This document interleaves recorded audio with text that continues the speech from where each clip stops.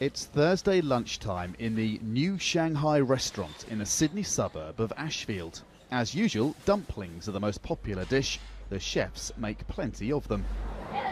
More Chinese immigrants are in Australia than from any other country except India. 500,000 people in Australia were born in China. More describe themselves as ethnically Chinese. But the community is split. A group of Chinese Australians had planned to hold 2 concerts this week, one in Melbourne and one here outside Sydney's Town Hall.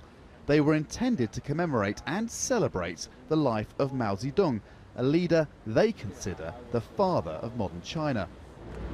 But other Chinese Australians protested. They think of Chairman Mao as a tyrant. Their opposition worked. Local government leaders in Sydney and Melbourne cancelled the concerts on what they called safety grounds. Mao represents dictatorship, mass killings, and strip people's freedom and integrity, dignity. So it's totally against our common values. So this is where the concert was going to take place? Oh, yes, it is. When I found out... Cheng Yongling's father died during the Cultural Revolution. He thinks the current Chinese government leadership encourages support for Mao abroad to maintain influence over expatriates.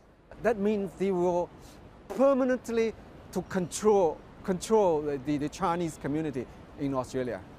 Broadly, the Chinese in Australia are divided between those who fled China in the late 1980s or 1990s, around the time of the Tiananmen Square massacre, and more recent arrivals. They maintain strong personal and financial links with home. We approached the organiser of the 2 concerts, and she said initially that she'd be happy to talk to us about why she'd planned them. But 24 hours before our interview, she phoned to say, having talked to others involved, she'd changed her mind.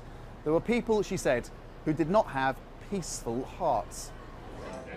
Back at the New Shanghai, diners have mixed views. Personally, for me, he is a great figure for Chinese. For each politician, they have good side and bad side. Like, you can't say anything, all good about him. It's the same as Australia.